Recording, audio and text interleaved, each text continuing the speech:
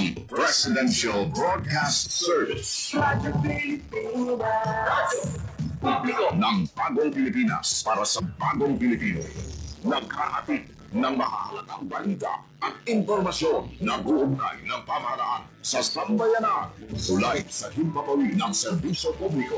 Radyo Pilipinas. Radyo Publiko. Ang boses ng Pangulo sa Iloilo. Radyo Pilipinas. 585 AM. Oras sa Radyo Pilipinas, Philippine Standard Time, alas 8:34 sa aga.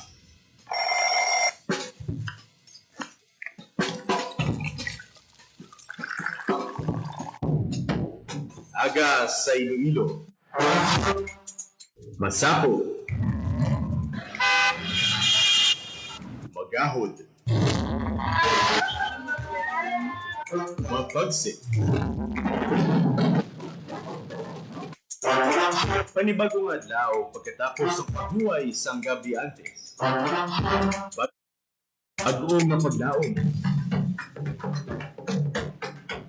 Isa naman kapag tumakas sa matahong nga palaaputon. Good morning! Ang programa nga kaupod ninyo sa pamahaw kunaga. Magadulong sa labing ulihing nga balita. Mga istorya halin sa Iloilo, kag iba niya bahin sang rehiyon. Mga ginaguluhang balan, kag mga trending topics sa social media. Ululupod naton at tubangon ang maayo nga aga. Magpamati na sa Iloilo Morning! Diri sa 585 kHz sa AM band sa inyong mga radyo. Radyo Pilipinas Iloilo, the only government radio station in Western Visayas.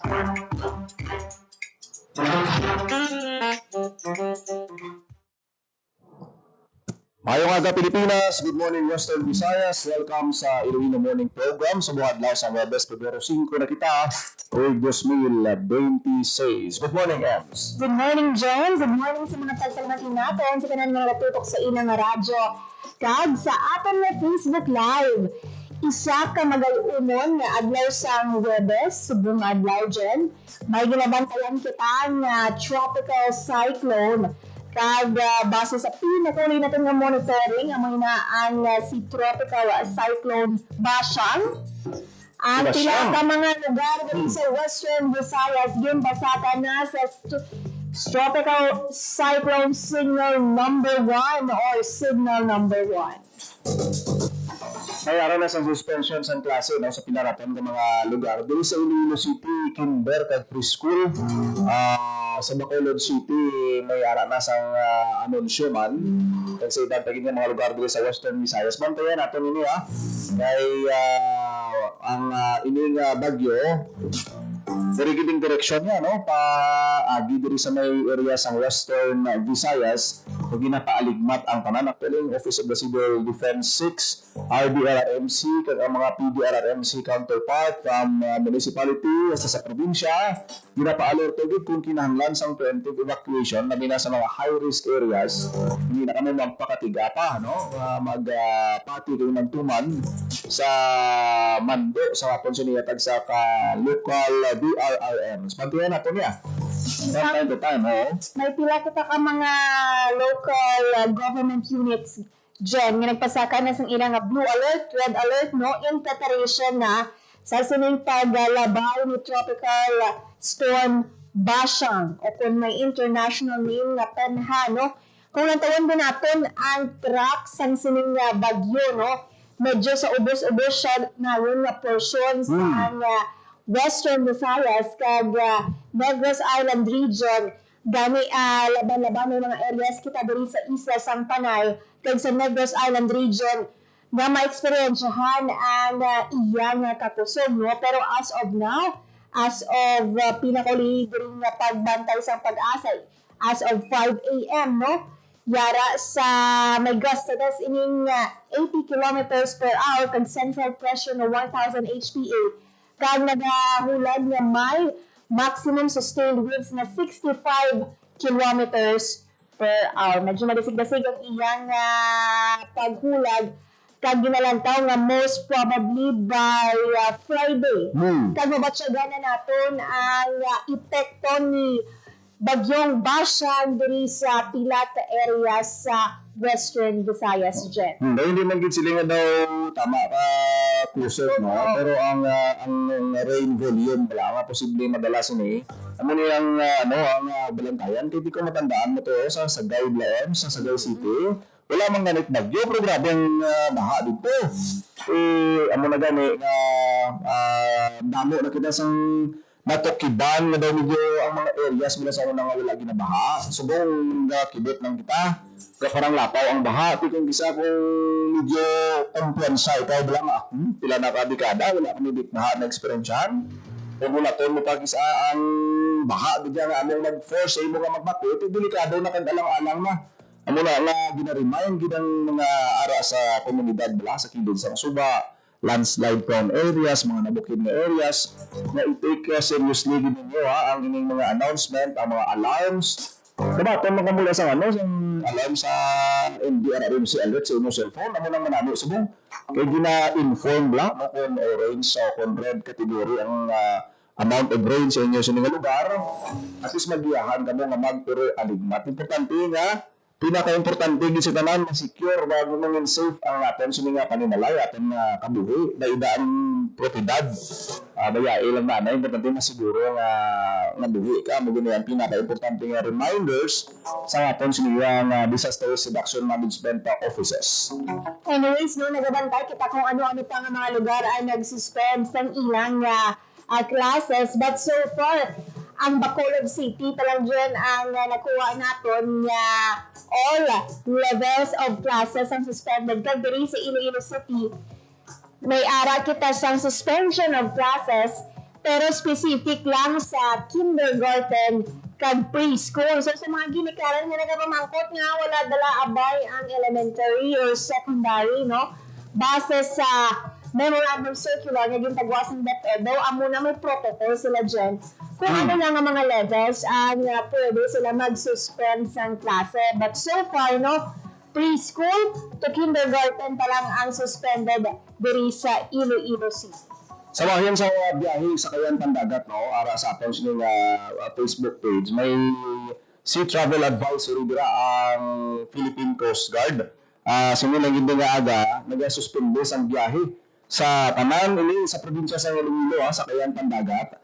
Kasunod sa pagpidalom sa Tropical Cyclone Wind Signal number 1 tungod sa bagyong Basyang, ang ginara sa Iloilo nga biyahe 50% capacity. Pag sa Roro naman, ginara sa Iloilo vice versa, yara gidamang sa 75% no, ang ila sa mga cargo capacity. May mga adjustment sa capacity sa mga pasahero nga gina-cater no, sa aton siniya mga sakayan pandagat kasunod sa aton siniya experiensyahan man na signal number 1 no, sa ilalom sang bagyong Basyang. Kaya alert ka muna sa mga nagbabiyahe kung hindi importante mas mayo i-cancel na lang no, kung nasa karon kung mauntuhan or sa gabi may mga suspension sang biyahe kag may mga naglamas stranded no, sa aton yung mga nagapanguna nga mga puerto.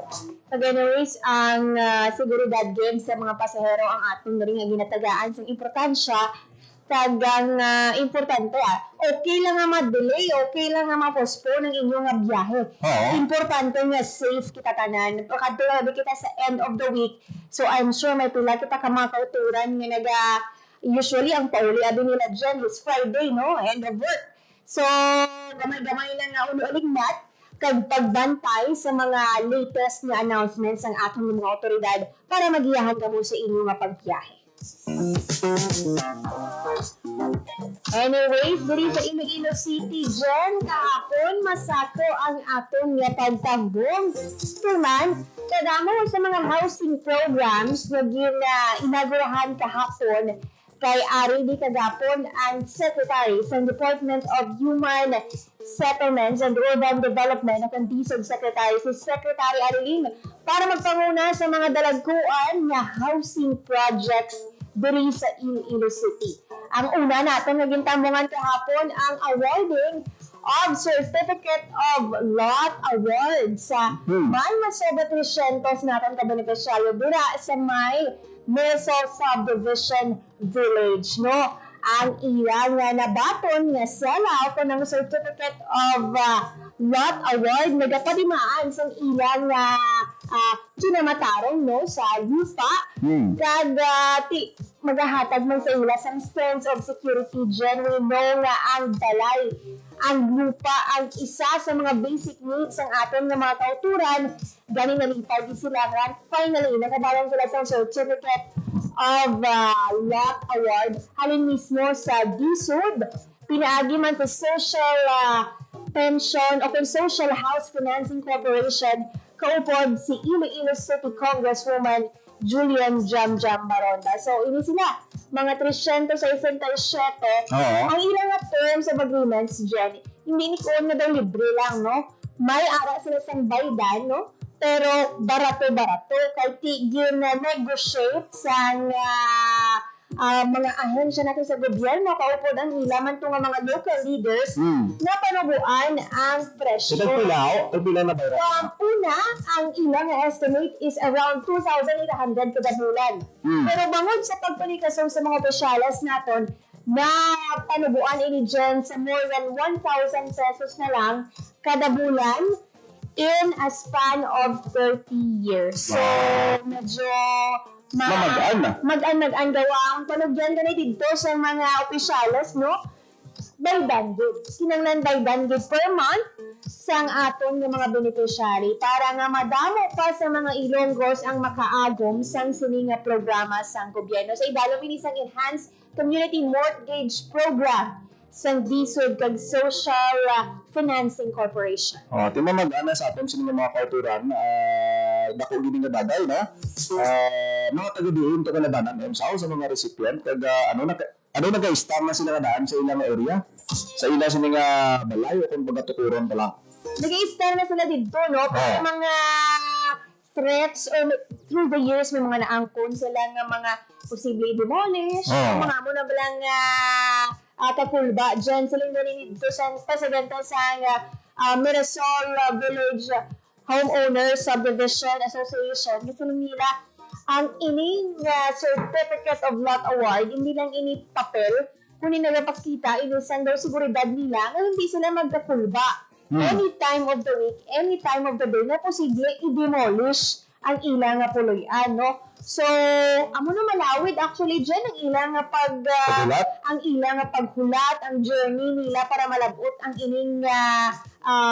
point, no? Kaya may mga challenges man, no? Sa ilang mga local leadership, dira sa ilang barangay, kaastang nga natigayon ini na ma-issuehan na sila sa Certificate of Lot Award kahapon.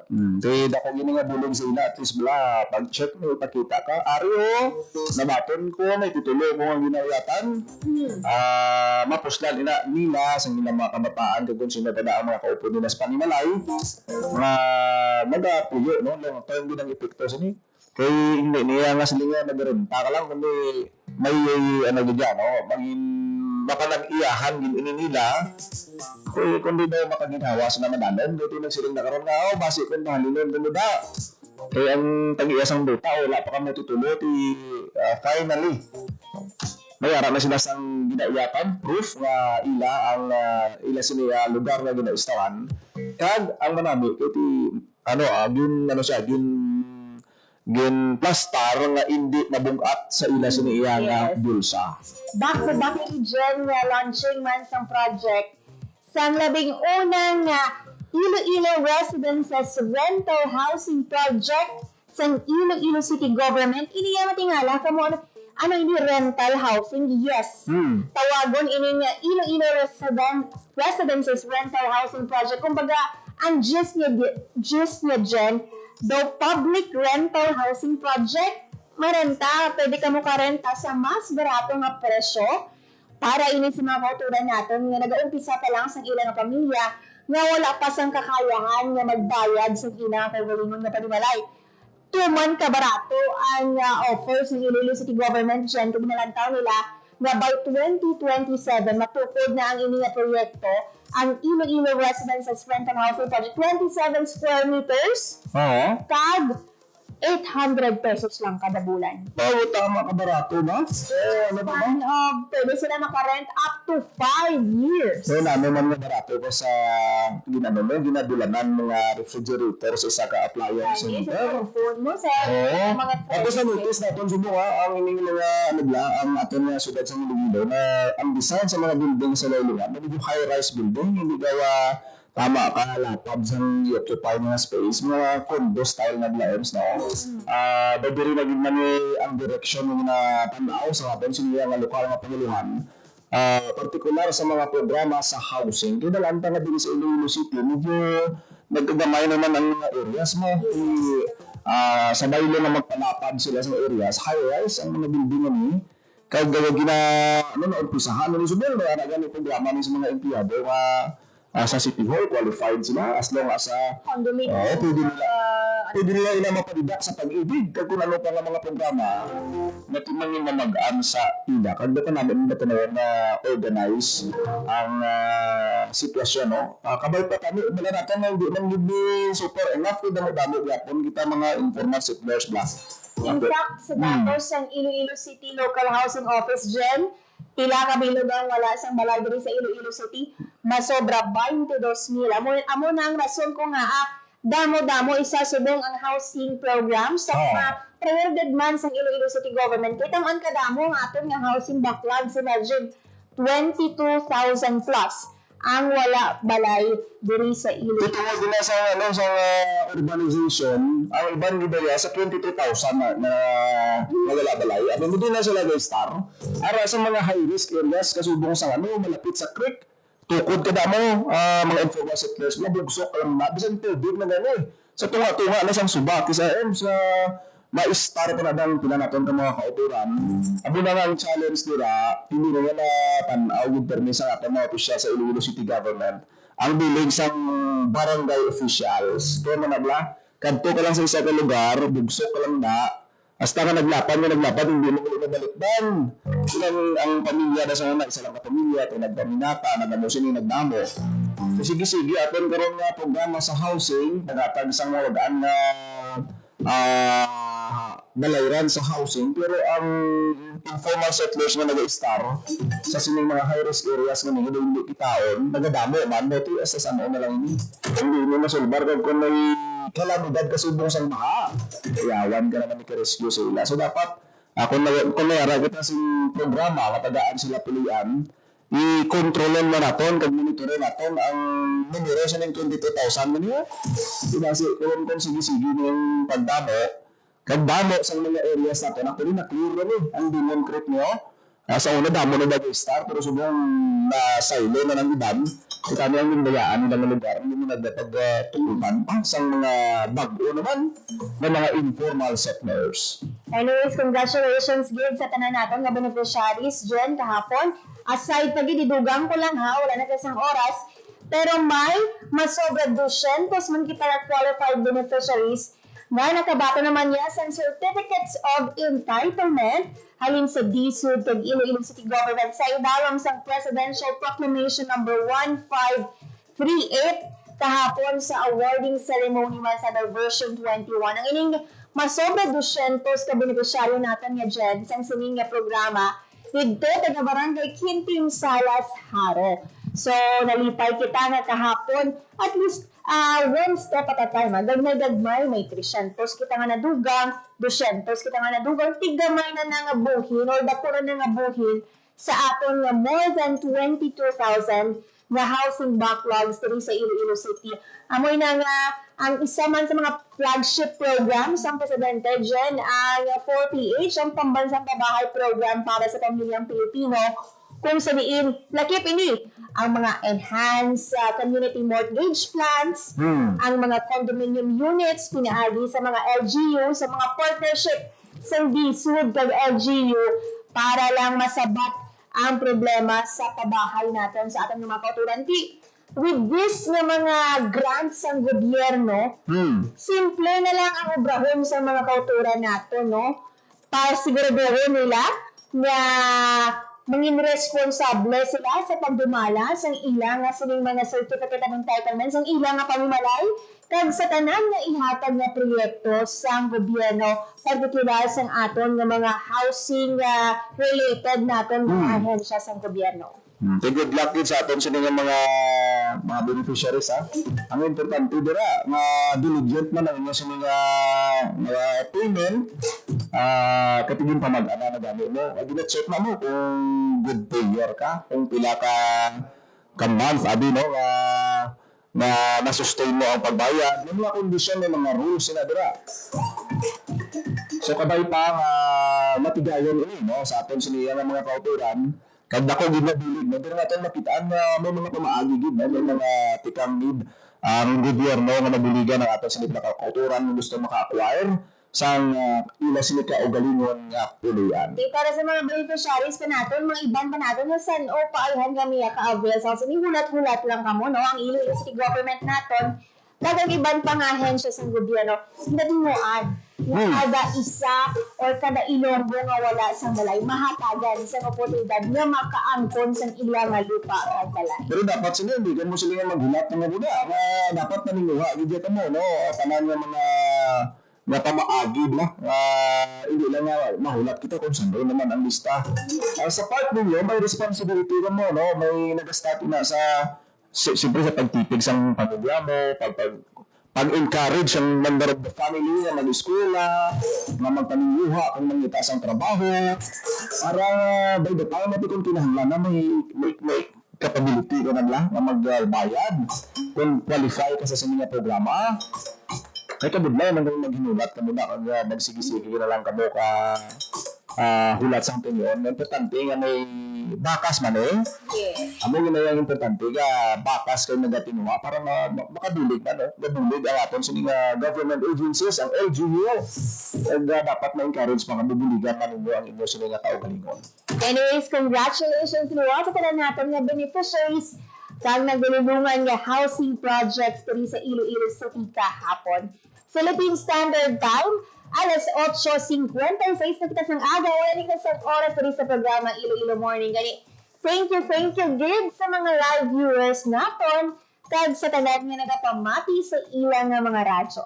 Sa kinaandan, kami ang inyo alagad. Janelle Baclay, Kag Emerson Segudo kita liwat sa next edition sang Iloilo Morning. Radyo Pilipinas. Radyo Publiko. Radyo Pilipinas.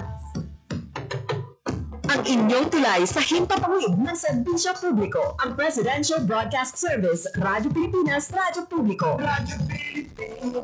Radyo Publiko.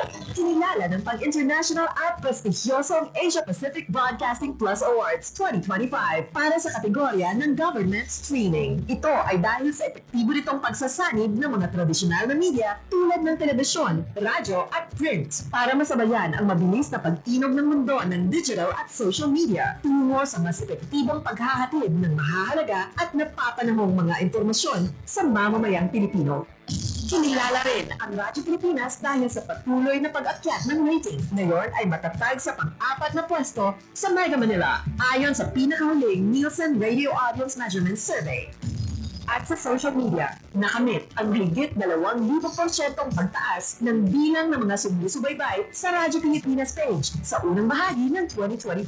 Patunay ito na ang inyong Radyo Pilipinas Radyo Publiko ay tunay na kaagapay ng inyong pamahalaan sa paghahatid ng serbisyo sa mga mamamayang Pilipino. Mula sa aming lahat, sa ngalan ng inyong pamunuan at mga kawani ng Presidential Broadcast Service, kasama ang inyong mga himpilan ng Radyo Pilipinas sa buong kapuluan.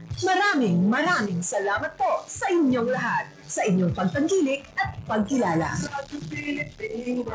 Radyo Publiko.